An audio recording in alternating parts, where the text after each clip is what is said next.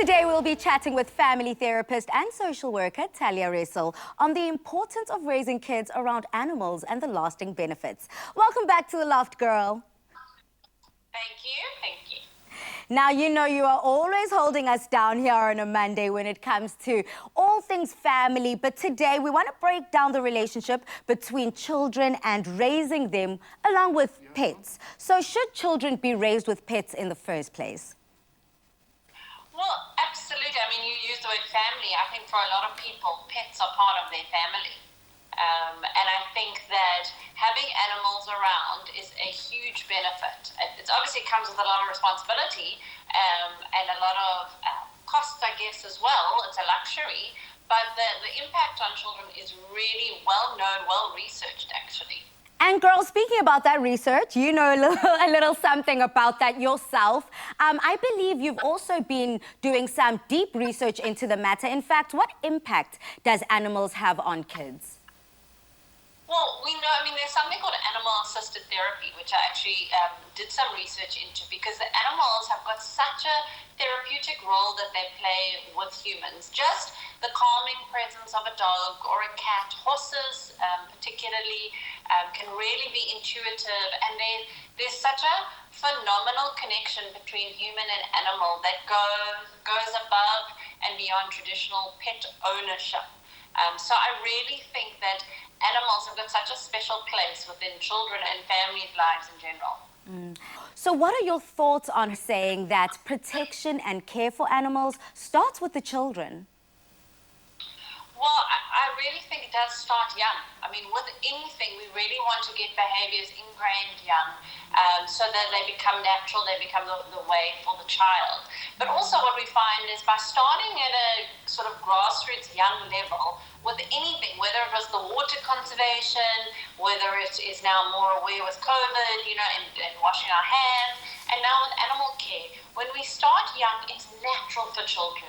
And then they take it on, and those learnings of empathy and caring for others become second nature. And they actually teach the adults. Yeah, I see exactly how that's possible. Now, what are some of the more visible and long-lasting benefits that we can see take place within our kids if they are raised around animals? So being around animals teaches kids about the other. So they develop some empathy. It's not just all about them. It's some other being to take care of. Look, you've got responsibilities. Feed them, walk them, care for them, treat them correctly, like how you touch them, how you don't touch them. Other benefits include, we see an impact on self-esteem and on their self-confidence for children. Often the pet can be a sense of comfort or companion, like a friend that they can tell all their secrets to.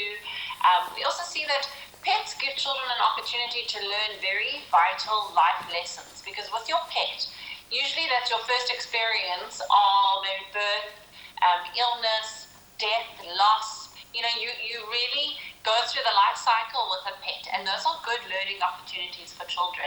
And I think that overall, owning the pet can really be valuable life lessons for children. But Pali, it doesn't only have to own, you don't only have to own the pet. If that's not viable, there's so many other options. Caring for pets within the community, when you go for a walk and you see another dog out, you know, asking, can I touch that dog, and learning about appropriate respect and boundaries. Those are all learning opportunities for children with pets and animals. Absolutely. I can just remember and just flash back into my own life and my own upbringing. You know, from a very young age, my parents gifted us with pets. You know, my first dog's name was Snoopy, and then I got lucky, and we always had, you know, whether it was rabbits and chickens around the house. And that definitely did instill some of that empathy that you speak about. It definitely instilled some of that selflessness and being like, there is something that's more important than just me, and also allows you to connect on a very different way than you would connect with humans, you know, having that deeper understanding of species and beings. So what are some of the challenges, however, of raising children with pets? Well, and I just wanted to add, because one thing I didn't mention, which is a very vital part of the role of pets, is they get us up and out. So physical activity, engaging with people, that is really helpful for children maybe who are more shy or not so keen on the physical side of movement. A pet can really push you to do that.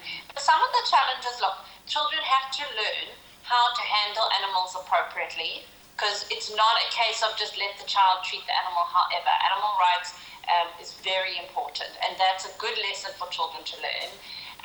Children, you got to understand they might be scared, they might be fearful of animals, and again, it's an opportunity for them to learn to work through that appropriately. And I think for families and communities to be aware that yes, we want to bring children on board with learning skills, but it's also got to be age appropriate. So a 3-4-year-old can't always control their impulses and may hurt the animal. And so we can't leave them unattended with animals or give them responsibilities that are beyond their means. So that's just some of the challenges that come along with that. And I think consequences as well, because caring for an animal is a responsibility. And so if you are going to have that privilege to have that, if you do not care for the animal, you do need to consider what's in the animal's best interest and make changes accordingly. It definitely goes so much deeper than just those viral videos we see with puppies and kittens and little babies. So much deeper than that. So thank you so much for helping us understand some of those benefits and challenges, because yes, it is a double-sided coin. So any final thoughts, advice or tips when it comes to raising kids and pets? Well, I think that it just should be a decision that is thought through. It's a responsibility to have pets, but what a wonderful opportunity for children. And it's never too late, never too early. There's always opportunities to learn. And again, it doesn't have to be in your home. There are millions of animals volunteer at a shelter. That is so many life lessons all rolled into one that you can teach children that way. And to just continue the learning of caring for others. Thank you so much, Talya Ressel, for coming through and helping us debunk some of the misunderstandings of raising kids and having pets around the household, and showing us some of those incredible positives coming out. We appreciate it. Goodbye. Bye-bye. They say dog is a man's best friend. Is that true for you and your family at home? Do you find yourself raising a fur baby and making them a part of your family? Please do head over to our social media platforms and share those stories of furry love.